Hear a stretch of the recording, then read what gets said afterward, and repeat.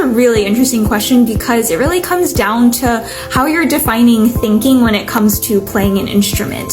Because musicians spend years and years and years trying to perfect our technique to the point where we don't think about like how we actually like touch the piano, for example. So when I do sit down and noodle at the piano, I'm not consciously thinking, okay, I'm gonna play in the key of F major and I'm gonna play a chord progression that goes F major, A minor, G minor, C major, and back to F.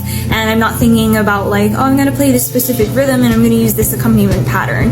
I really just kind of sit down and it just happens in that. And that's why it's really great to record, because it's my subconscious taking over.